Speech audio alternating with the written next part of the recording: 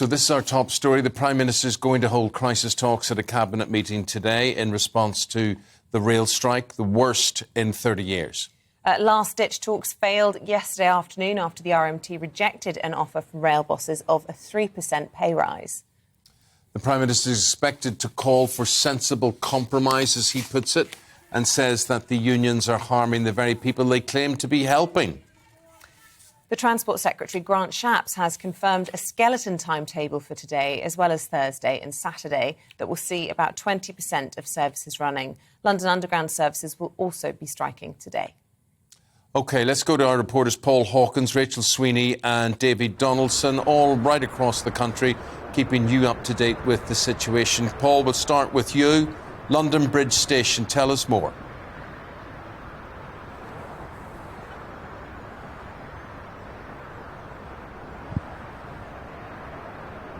I think Paul's having difficulty hearing us, so instead we'll go to the A1 in the northeast of England. Rachel Sweeney there. Rachel.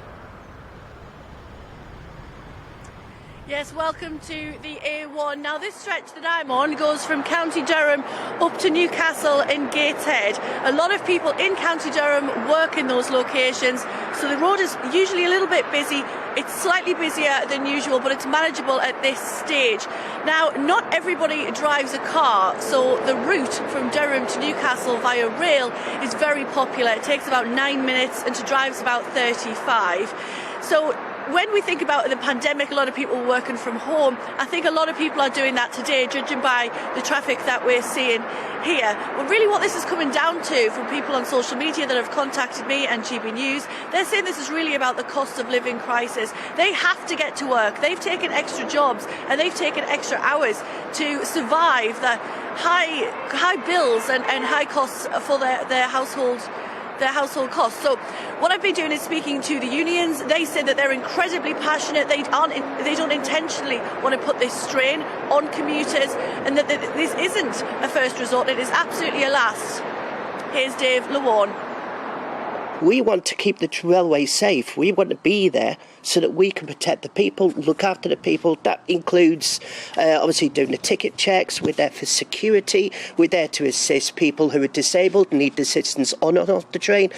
We do a number of jobs on board the train. We manage the customer environment, and that's what we want to do. That's what we want to preserve. We don't want to do this. We do not want to resort to strike action. A lot of the country cannot afford it. We cannot afford it. But we feel as though we don't have a choice, because we need to make our voices heard. The DfT, the government, the train company managers, they need to get around the table. They need to listen. They need to talk. We need to sort something out. You can hear in his voice how passionate he is. He says that so many talks have been ongoing, things have been going on behind the scenes, and that this is absolutely a last resort. He didn't want it to come to this for commuters. I'll be here throughout the morning monitoring the situation here at Washington Services on the A1 in the northeast of England. Let's cross to David Donaldson. He's in Linlithgow, keeping track of the ScotRail services situation for us this morning. What's the latest with you, Davy? Well, as you can see, it's extremely quiet over my shoulder, and there's a reason behind that, because there's only 5 train services running across Scotland, and this is in the central belt where I am, on the main commuter route between Edinburgh and Glasgow. Linlithgow, a very popular commuter town, and the first train to Glasgow here starts at 7:45. The one to Edinburgh is 4 minutes past 8, so that just really shows you the impact of the strike. We've only got 10% of rail services running across Scotland, so that's even less than parts of England. So yeah, real problems is going to be, particularly on the roads, as Rachel alluded to there. I think we're going to see that's going to be very, very busy indeed. But I mean, rail people here, the RMT in Scotland, claiming that it's not all about a pay rise. It's about cutting jobs. It's about the safety of the rail network, and they're certainly very passionate about that. They said that if you're going to keep cutting, especially maintenance staff, then that could have a huge impact. And of course, a couple of years ago we had that train crash in Stonehaven, which sadly a number of people died. So that's something they say they're trying to avoid. Whether something can be reached between now and Thursday or Saturday is anyone's guess, but certainly there's obviously a will to do that on both sides. ScotRail here have had a dispute as well. They've had a dispute with drivers, with ASLEF, their union. They've considering a 5% pay increase at the moment, so that's certainly helping. The problem, of course, is that ScotRail will use the Network Rail points, so hence the reason that there are very little trains at all. And out with the Central Belt, there's only 5 services running here in the Central Belt. Out with that, there are no trains at all. Right, Davy, thank you very much indeed. That's the picture in Scotland to London, London Bridge Station, and Paul Hawkins there for us. Yeah, morning Eamonn, morning Isabel. London Bridge Station actually has just opened its doors. Services won't depart from here though for another, 25 minutes.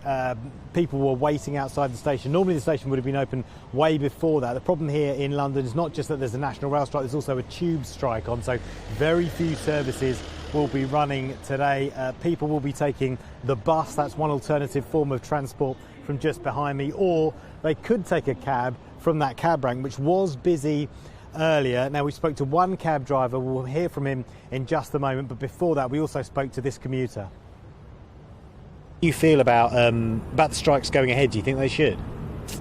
Well, I don't know. They know why they are going on strike, probably for a better pay or something. I can't just speak for them. I learned there's an inflation in the country now, so probably that's why they're asking for a pay increase. Maybe their salaries are not enough to sustain the family. That's what they say. Do you think they have a point then? Do you think that they should have the right to strike? I think they have a point. Yeah. They have a point. So do you think it'll be busy or not, or what do you reckon?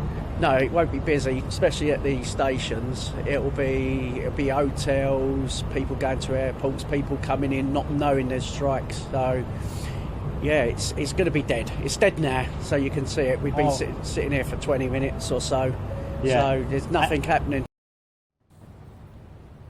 Yeah, and given what that cab driver said, you can see why that there aren't any cabs at the cab ranks anymore. The taxi drivers have dispersed to the hotels. That's where they're going to pick up most of their trade. He did say that he supported the rail workers striking, so too that care worker that you heard from before. And that's going to be pivotal, isn't it, in this dispute, where public opinion lies as the dispute drags on. Thank you very much indeed. So there you can see from the picture right across the country, Scotland, in the northeast of England as well, and London Bridge. London Bridge, well, just looking like a ghost town. Yeah, as Paul was saying, just like pandemic times all over again. Yeah. Well, it's going to go one of two ways as the days develop, that people will come into the cities and they'll want taxis and they'll want to be on buses, and the place will be absolutely chock-a-block, or nobody will bother doing anything. And one suspects that being such a good day today, that a lot of people will be tempted to work from home. Well, I mean, also the suggestion that, all these little cities up and down the country are going to go back to being lockdown cities where they just can't get anywhere, and it's just 2020 all over again. How much more pain can this country take? Let us know this morning. Get in touch with us. And if you're going to make a go of it, are you going to attempt to break the strike, or if you are going to just give in and not go anywhere today? Well, maybe you're a taxi driver and you're going to make a fortune. Maybe there's some people who are going to be making money from it. Who knows? We want to hear all perspectives. Let us know your thoughts this morning.